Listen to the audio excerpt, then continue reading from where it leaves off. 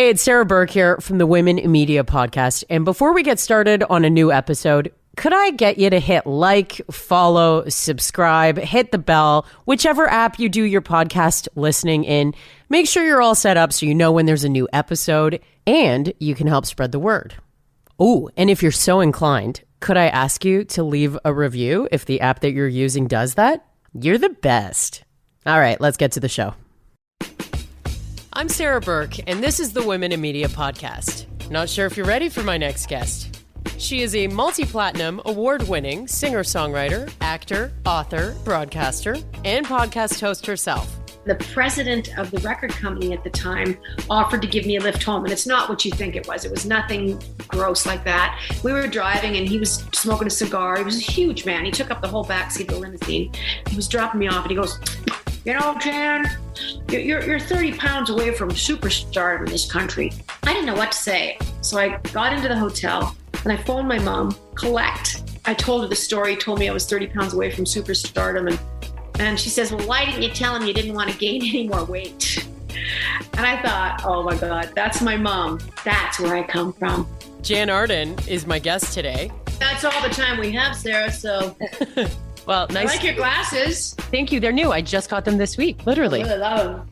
Thank you. So, Jann, I don't know how much you know about my podcast, but the Women in Media podcast is a place where I'm looking at the challenges, the triumphs, the celebrations of women in the spotlight. And you very much cover that with your career, and perfect timing with a new record. Congratulations on record number 15. How are the nerves coming into this one? You've done this so many times.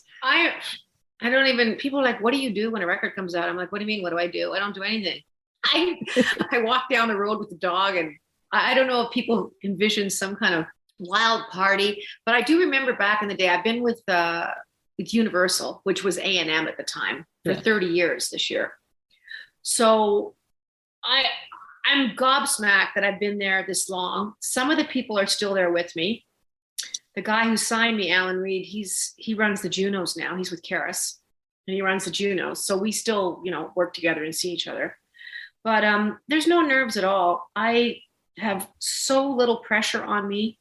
Universal is so fantastic with me. They don't A&R me.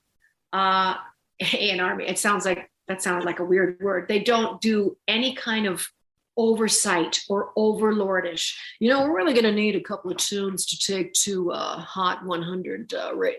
I send them songs. Like, there's 15 songs on this record, which meant that I couldn't even do vinyl because it won't fit. It would have to be a double vinyl, which is an impossible thing to do in this climate.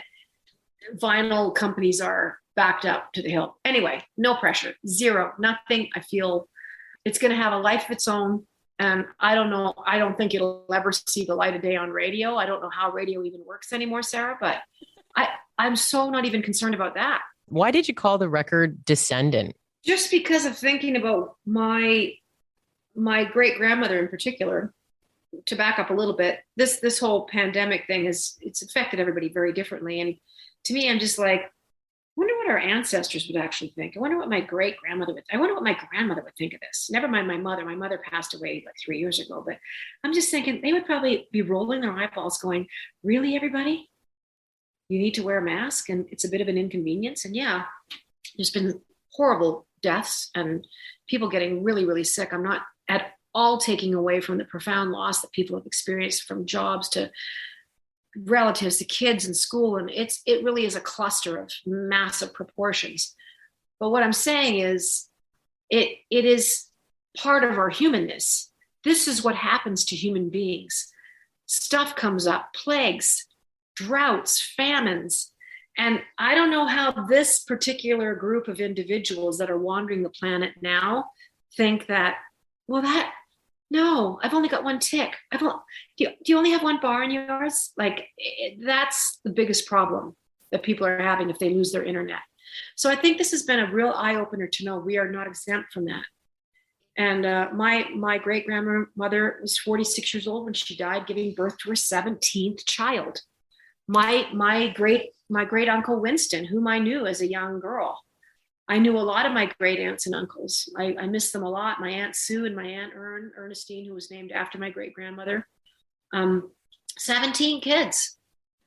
that lived in a really small little place. And you hear those stories all the time. That's not indigenous to me. If you're on the prairies and you were out here, most of the kids that I know had massive, bigger families that they came from. Pretty common.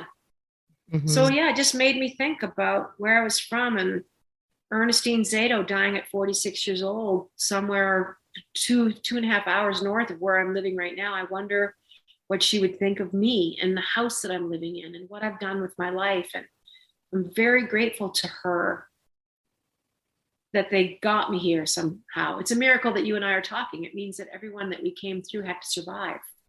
Mm-hmm, mm-hmm. Looking at feminism from that point you're talking about with your ancestors through to when your career started and now, did you give any thought to how they would think of your role as a woman in society? I think they'd be incredibly and profoundly touched. I think they'd be really proud.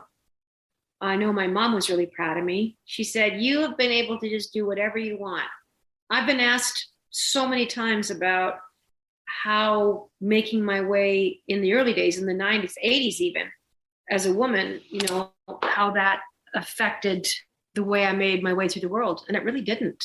I never had terrible experiences. I mean, yeah, I had things that didn't exactly go my way, but I wasn't that type of a person. I never felt less than or unequal to.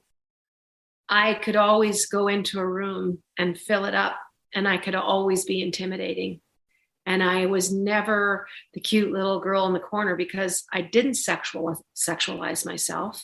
I didn't go in, and I'm not saying you can wear what you want and do what you want, but I was very steadfast about just lyrics and melodies and music. And I had really no intention of getting anywhere, but I was never, because I wouldn't do anything in the world to get to where I was going, they didn't have any leverage with me. And I never took anything. I never even took a publishing advance in my life. Early days, I never took it because I didn't want to be beholden to anyone. It's very tempting when they're like, we'll give you $100K up front, in the publishing. And then you're desperate and you're like, okay, I never did. So they had nothing to push against me. Mm-hmm. Well, we gave you that money. So going into this record, we'd like you to blah, blah, blah. I never was in that position. I don't know if it was dumb luck or what it was, but I was never intimidated. I never let anybody bully me or belittle me. And I think it was because of my mom. Kindness is another theme, on this record, especially kindness to your younger self. At least that's what I picked up on. Really? Yeah, especially in the new single. Was I ever 13? Was I ever 13? It's about reflecting. That's what you do. I mean, I'm going to be 60 years old in March. And I feel better now than when I did when I was certainly that age. We have so many experiences to dwell on. I'm very sure of myself. I'm very certain about things that I do in my life. And there's nobody that's going to tell me what to do or how to do it. It's a very unique place to be in. I was definitely someone who struggled with self-esteem, I would say, growing up. So I'm so proud of myself that I have, arrived at this place. And especially somebody turning 60 in that song specifically, you sort of touch on those beauty ideals at a young age too, in the lyrics. You also happen to put out a new episode of the Jann Arden podcast where you're like, didn't mean to do a whole episode on body image, but here we are. I was listening to that, but here's the quote I pulled from that. It's a never ending journey to feeling good in your own skin. Mm-hmm. And I was like, oh my God, do I ever feel that?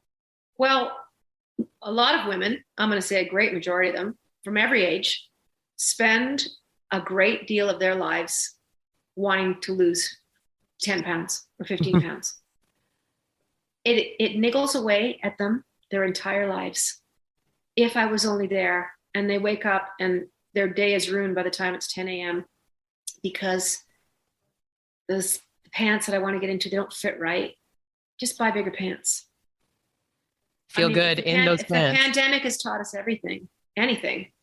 It's just to let go of somebody else's idea of you. I mean, it's big business.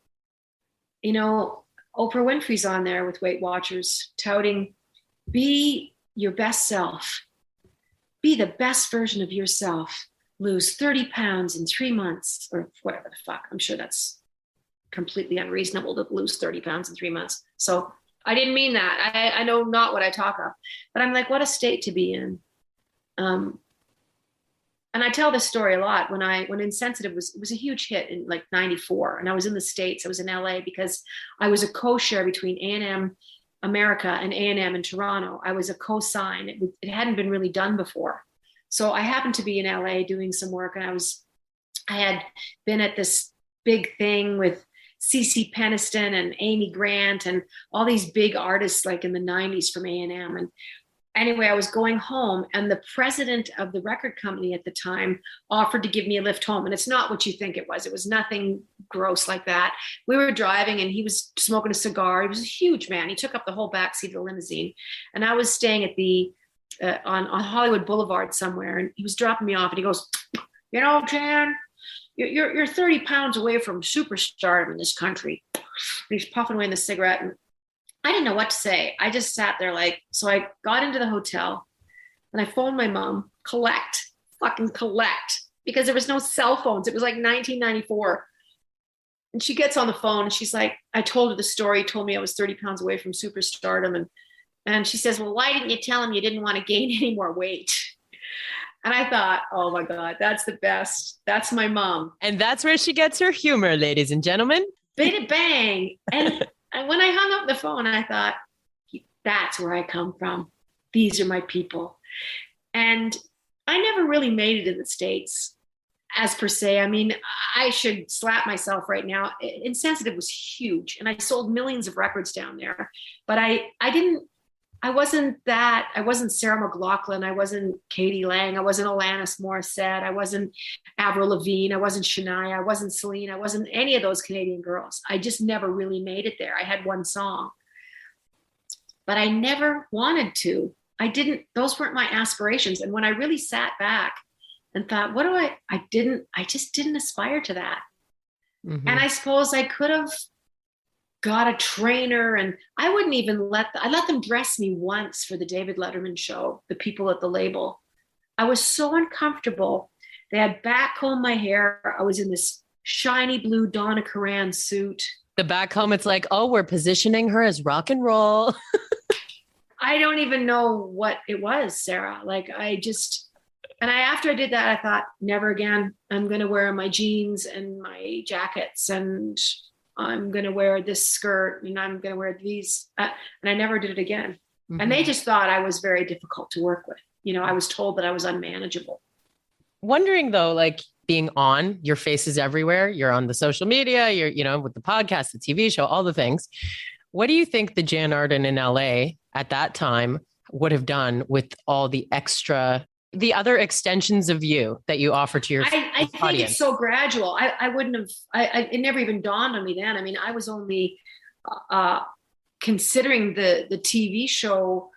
I think I was turning 55. A colleague that I work with, Leah Gautier, who's one of the co-creators of the Jann show.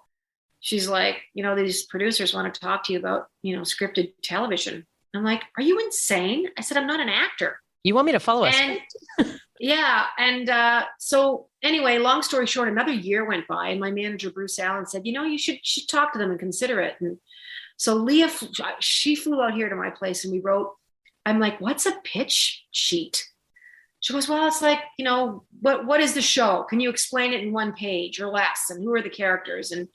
And so we came up with this thing, and I said, well, if we do anything, we'd have to shoot it in Calgary because my mom has Alzheimer's and I'm looking after her. And so there was all these caveats, and they're like, well, I don't think that'll be a problem. I'm like, oh my God, I might actually have to do this. So sometimes in life, it's not aspirational. It doesn't always have to be aspirational. It's just doing things and trying them, regardless if they're successful or not. I'm always like, if you're doing things to be successful, then you're missing all the enjoyment. Just do them. You don't even have to be good at them. I'm not a good actor at all. Did that TV show bring you a bunch of joy too that you weren't Oh my expecting? God, we're still having a blast. We're working on getting the financing now for season 4. Season 4. Nice. And, there's 140 people that work on the show, and we shoot it in and around Alberta, and actually very close to where I live. I live in a place called Rocky View County, which is west of Calgary. And it's just been a blast. And I'm just learning, and I'm not afraid of failing. I couldn't have said that at 40. I think I was afraid of failing at 40. I was I don't certainly think a afraid of lot of failing at women would 20. say that. And now I don't care if I fail. I don't care what people think. I don't care. And it's not apathy, it's self-confidence, because it's not, I don't take it personally. Just because this doesn't work out, we may not get season 4. It's an expensive show to make. We'll see what happens. But it's certainly nothing personal to me or anything like that. And I will go on to do other things, and I will develop another television show. And it's something that I like to do. It opened a new door and a new chapter. It opened a door. Mm-hmm. And it's just about trying things. But, the core of me is music. And, I'm under time constrictions. I look at someone like Cher and Bette Midler singing well into their 70s and doing these shows. Olivia Newton-John, I went and saw her in Vegas. All these women that I grew up listening to are in their 70s, if not 80s now. But I'm like, those are my people. I'm like, okay, that's the model. So in a perfect world, yeah, I've got another decade. If I'm singing well, I'll keep doing it. One thing that I love that you have always spoken about that's not always covered, especially when we're talking about musicians, is like the entrepreneurial spirit of it all. I went back and listened to that episode you did with Arlene, just because, the two of you are two peas in a pod anyway. But, that's you talking to a friend, right? So there was like a different level of chemistry between you guys and a level of honesty that I really appreciated. And I don't think anyone looks at musicians as entrepreneurs still in 2022. I think people associate it with the machine, but you have had to do everything from bookkeeping to booking events and shows for yourself over the years too. It's the music business. If we're talking about business and being an entrepreneur in music, what was your biggest lesson learned? Well, people may not want to hear this, but talent is obsolete because it's a subjective thing in any art. And persistence is your friend. Consistency and persistence. Because what happens with persistence is you get better. If you're mediocre, you get better if you keep doing it. Open mic nights, writing constantly with people, getting in a white panel van and touring these shitty little places all over the world, going to the Yukon and Yellowknife and Dawson City and Smithers, British Columbia and Churchill, Manitoba, and playing in hotels where there's fights breaking out and there's, more waitresses than there are customers. Persistence, talent, plays a little bit of a role, but it's not gonna, unless you're Mozart, which is there's always exceptions to the rule, right? There's Ariana Grande and there's people that are exceptionally talented, but the rest of the field, you turn on the radio, it's questionable. If you like a song that's highly produced, it's huge production. I'm always like, are we ever going to see these people standing on a stage with a guitar and a piano just singing their songs? I doubt it. Most of those people won't ever tour. They certainly won't tour 30 years. Mm-hmm. So it's consistency, persistence, steadfastness. It's all those human qualities that define character. I think there's a crazy statistic, like 93% of the people that you hear on the radio right now will be gone in 2 years. Yeah. TikTok songs. There's very few people that break through. And then you have to decide at some point, what's your currency? What is your currency going to be? Is it going to be the work, or is it going to be likes? Is it going to be, setting up a shot on your Instagram for 3 days to get it just right and outdoing your likes and just driving yourself crazy with that? But I'm old enough to not be hung on that whole idea. There's money to be made, but it's temporary. So hang on to it because it doesn't last. But it's definitely a business. But longevity and to stay in something for a long, long time, it's building your catalog, it's building your fan base, it's having that kind of loyalty. Like, it's the work that's perpetuated what I do. It's not my body, it's not my sexuality. That was never a currency for me. I didn't look that way to begin with. So I knew as a young woman, I had confidence, but like you said, I had no self-esteem. Mm-hmm. It somehow worked, and I was able to curate and be very authentic to myself. What do I have to offer? So I thought being myself was the best route for me to take instead of creating somebody that didn't exist. I love how you just said that. So with words being your currency, it started with words in your music. Now there's words in TV shows and podcasts and scripts that you're working on. When did the comedy door open and how did it open? Well, I don't know if you've ever seen a live show of mine, but from the time I was 18 years, in high school, I was a very funny kid. I was a very funny kid in junior high school. I was just funny. And I liked it. I went to a school with 40 kids. I still live where I grew up. And it was a very, very small school. I still drive by the school that is hooked on to the hockey arena. Welcome to rural Alberta. Love it. The fucking arena is hooked onto the school. Anyway, when I got into little clubs, like when I started 19, 20, 21, being in bars and singing Sheena Easton tunes and Led Zeppelin, you wouldn't believe the covers we did. At one point I even played trumpet a little bit in these bands. Oh, I need to see a photo of this. Yeah. Oh, there's not many exist, thank God. But we'd only know 12 songs. And usually you had to do like 4 45-minute sets in between the peelers. I'm not kidding you. We would play, the stage would have a pole on it in a lot of these little towns. It was, and a lot of the girls, the dancers, they were on the same circuit as we are. So if we were in Smithers, then we'd meet them in Dawson Creek or Dawson City, and then we'd see them in Grand Prairie. And it was so crazy. And we got to know some of these really funny, we'd, drink beer in their rooms. But anyway, when you know 12 or 13 songs, because you're in the worst band in the world, they're like, you need to talk between songs.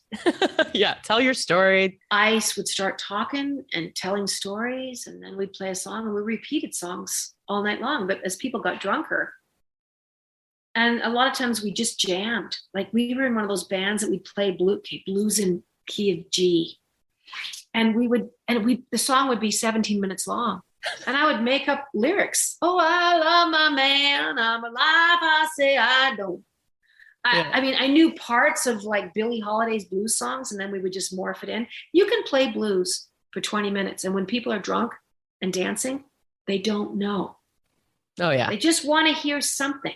Yeah. Oh, they'd laugh. I would just talk about whatever, being in the town or breaking down on the side of the road. So my shows now, and they really have been, and certainly my professional career the last 30 years, are very, very much, if I don't speak the first 3 or 4 songs, people start yelling at me, what's happening with your man? How do the runners talk? So they want me to engage with them, and they want me to ask them how they are. They want me to ask, does anyone need to go to the bathroom? We're 20 minutes in. My audience is getting older. Who needs to pee? Yeah. And they want that. They don't want me to just do. And listen, I've now got 15 records. And when you tour and you're trying to figure out what songs to play, it is very difficult. Obviously, you want to do singles, songs people are familiar with, but I've got a lot of singles too. So my road manager, Chris, and I was sat here the other day, and because the tour has been postponed over the last 2 years 3 times, we've had to revamp the set list again because now I've got a new record out in between everything. So we're trying to just figure it out, but I'll still talk a lot. We'll do a 2-hour show, but I'll tell you right now, 20 minutes of it is just going to be the Jann shtick. Just talking to people. And it is shtick, but it's never the same. There's no set piece to it. The band has no idea, nor do I know what I'm going to say, but it's liberating. Yeah. Because it's just about storytelling, and that's what a concert is. And if anything, we're living in a time where people really do want to be transported. I'm not going to sit and talk about COVID. No. I'm going to talk about other things, and we're just going to play music, and we'll get through as much stuff as we can. So did it feel natural when the first comedy opportunity came? You were like, yeah, I've been doing this for 20 years already. Yeah, it didn't feel that unusual because it was obviously a part of just something that I do. And not every story's got a click, click, boom kind of a comic thing. Some of them are just, talking about my parents or talking about growing up. You listen to, Was I Ever 13 or something like Glass Jar, where I'm talking about not knowing my dad. Like I tried to get to know who you were, but you wouldn't let me know you. Mm-hmm. So I think people are always perplexed by the serious nature of what I write musically and how polarizing the person is standing on stage talking to them. But it's the same thing. They're very closely related. So it works very well for me. It always has. What's the hardest piece of you story that you have shared in the spotlight? I think talking about my brother being incarcerated for first-degree murder was probably on the very brink of, I don't know if I was ever comfortable, but I was also not secretive about it. You know, he was in jail for almost 3 decades. The same month that I signed my record deal with A&M, he was arrested for first-degree murder. So, you know, you think about how do they stay together? My parents stayed together through all of that. You know, celebrating one child and the other child is in grave danger, whatever. They're, you know, drugs, alcohol, a list of crimes that are dumbfounding if you could see it on a piece of paper. And then a little brother that's caught in the crossfire of all that. Got one sister doing this, one brother doing that, and there he was in the middle. Do you remember being calculated in what you decided to share about it, or was it on a whim needed to come out? No, I just spoke to it.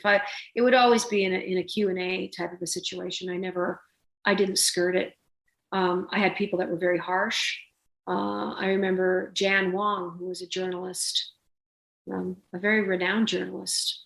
I think it was Globe and Mail she was with, the National Post. Anyways, she had an interview with me, and one of her first questions was, how much did I weigh? And her second question was, I'm sorry, but fuck you. And I think her next question was, how did your brother kill that girl? And I just left the interview. It's funny, Mary Walsh was there because I was doing a TV show with her at the time. This was long time ago, 26, 27 years ago. And Mary Walsh is like, this is over. Come on, Jann. But I talked to Jann a bit, Jann Wong, and she didn't seem to think there was any.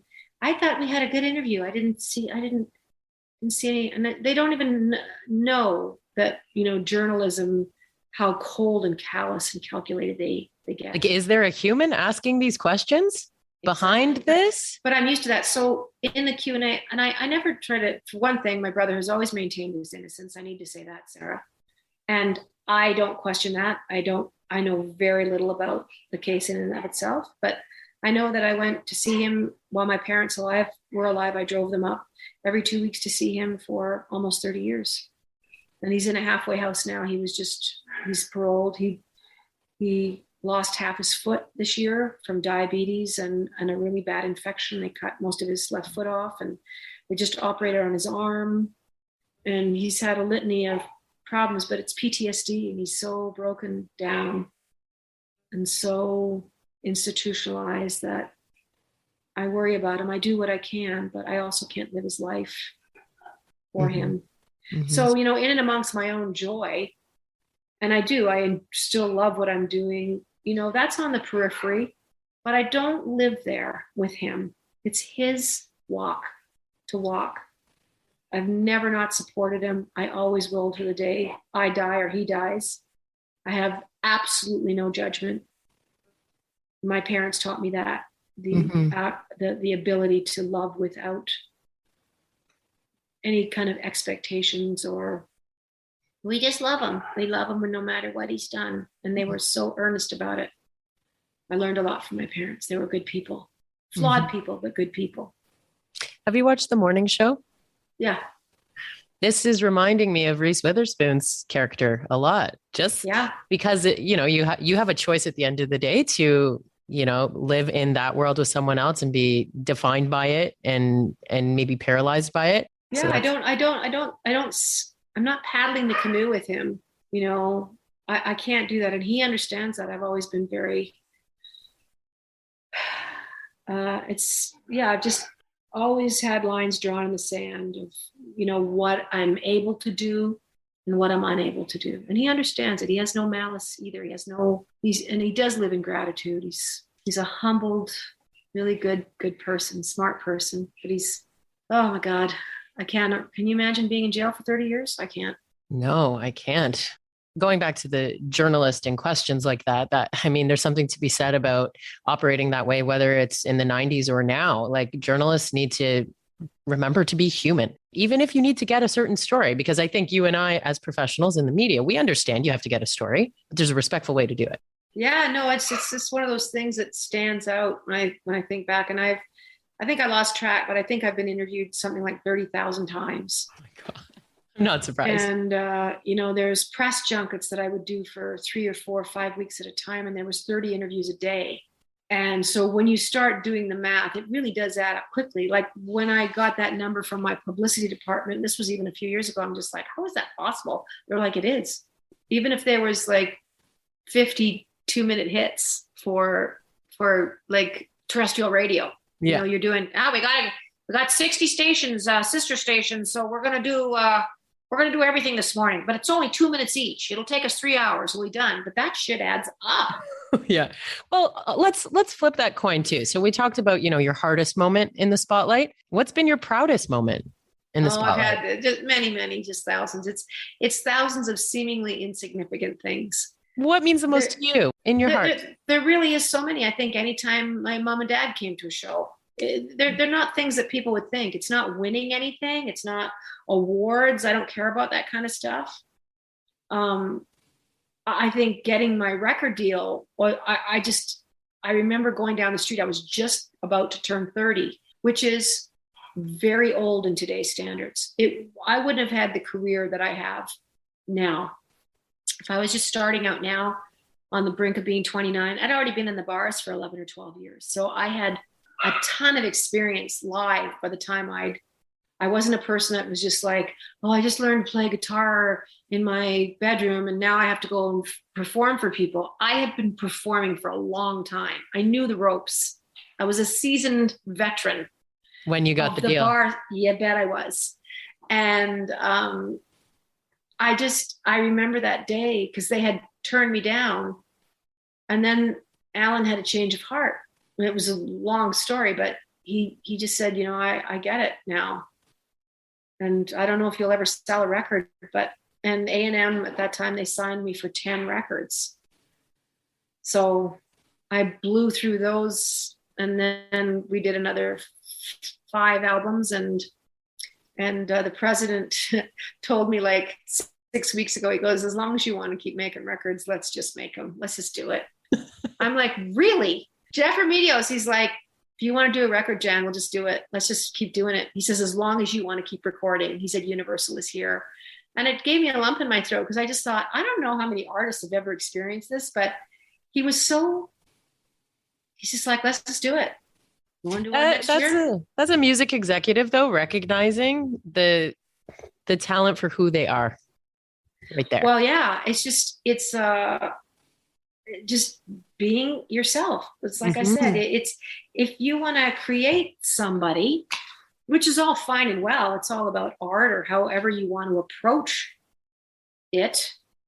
But man, there's nothing easier than standing there. I never had to dance or move around. Garth Brooks once described himself as a thumb with eyes, and fuck, did it ever make me laugh.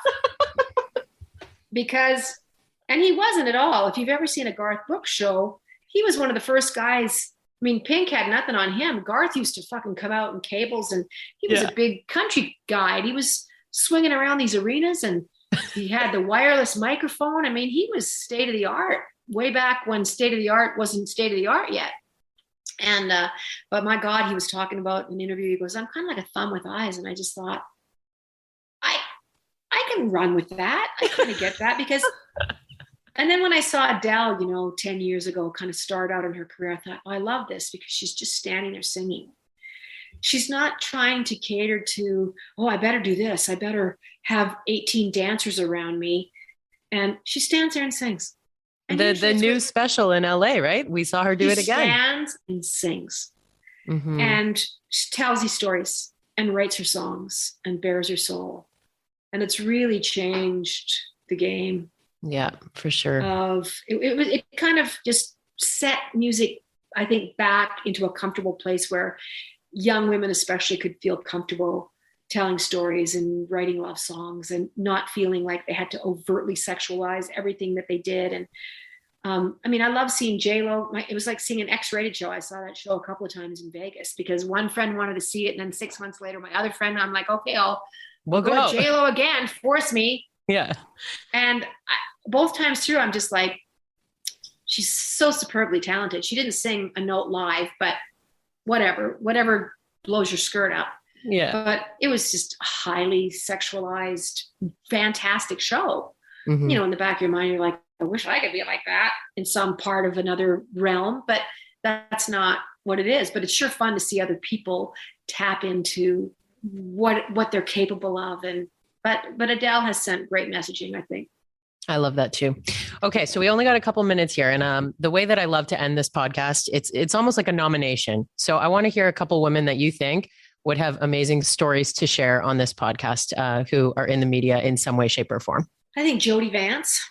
Okay, and for those who don't know the names, maybe give a little bit about. Jody Vance is a journalist. I think she's working with Al Jazeera right now, but she's an incredible journalist. She's very philanthropic. She's a radio host. She does talk radio sometimes, sits in for people. She's done a lot of sports reporting.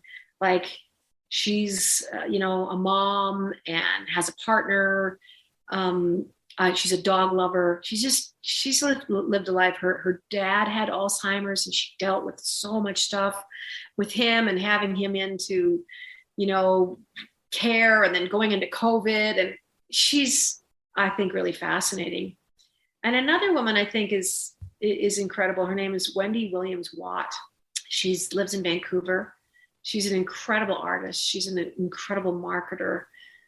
She had a store called Liberty for many, many years in Vancouver where she just had the most amazing stuff in her store. And it was people like Jennifer Aniston. I mean, so many celebrities came there to get stuff. But I mean, that's tip of the iceberg. Wendy is, she was absolutely responsible for my horse shit campaign that I've been doing with the Canadian Horse Defense.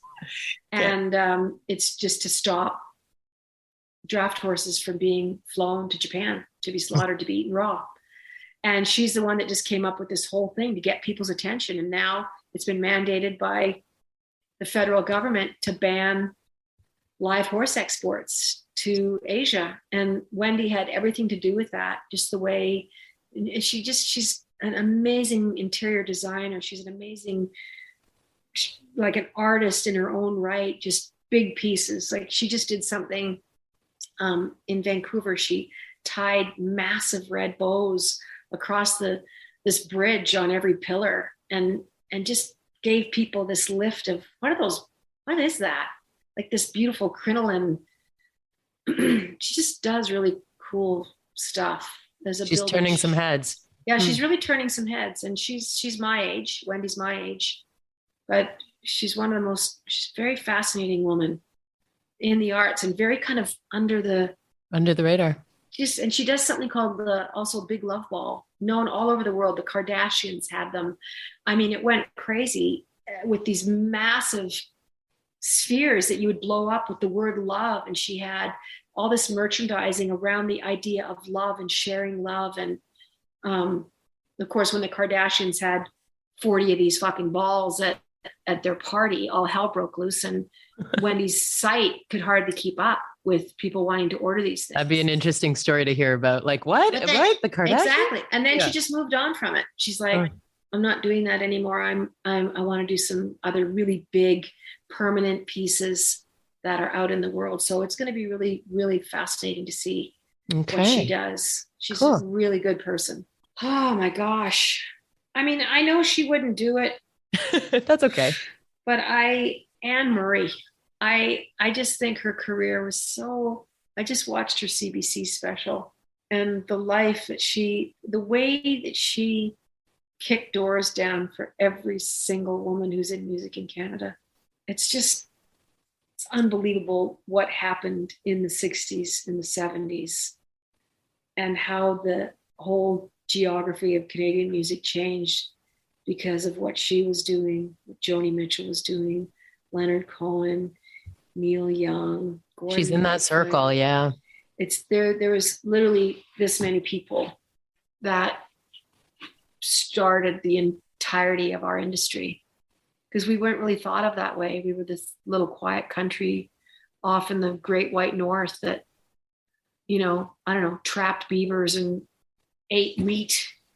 But it's, she really was, I mean, trailblazer, I hate when people throw that word around her, you know, she really, really literally was. And to her own detriment, you know, she had kids she never saw, and her marriage ended, and, you know, money kind of squandered, and all those great tales that she's the really journey that makes her the woman that she is. Yeah. Yeah. And just really one of the best singers on the planet, bar none.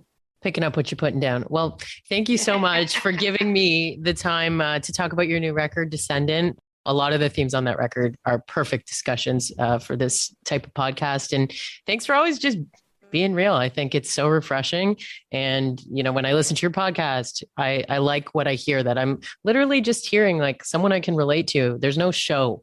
It's just Jann. I love it. Caitlin Green she's really fun to talk to. Yeah. It's a great, you know, she does so much work on the show, getting the guests, and we have a great time. I have excellent laughs just doing that. I never know what the hell we're going to be talking about. We always have a plan, like, and then we hit record and I'm like, oh my God, where did we go today? We fail every single time. Oh God. Thank you so much for the time. Super appreciate it. And congrats on the new record. Okay. Well, I hope to see you soon, Sarah. Does it get any better than Jann Arden?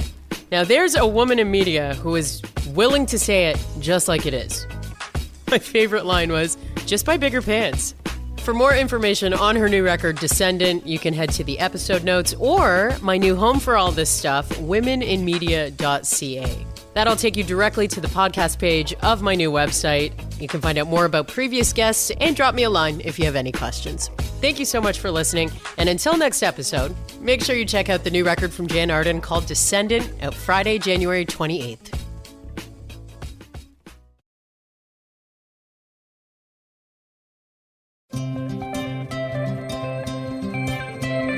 Hi friends, it's Carrie Dahl. Thank you so much for venturing into the inner circle with me. If you subscribe to my podcast and have been listening for a while, thank you. I appreciate you. If you're new, welcome to my circle, where the power of story is honored and I believe all voices need and deserve to be heard. As a former news anchor turned podcast host and public speaking coach, I know that stories are the most powerful way we connect as human beings. I feel privileged so many of you trust me with your stories, whether in my private Inner Circle Facebook group or right here on my podcast. Your story is your gift. Thank you for allowing me to share it with the world. The Inner Circle with Carrie Dahl, available on Apple Podcasts, Google Podcasts, Spotify, and at carriedahl.co. Another Sound Off Media Company podcast.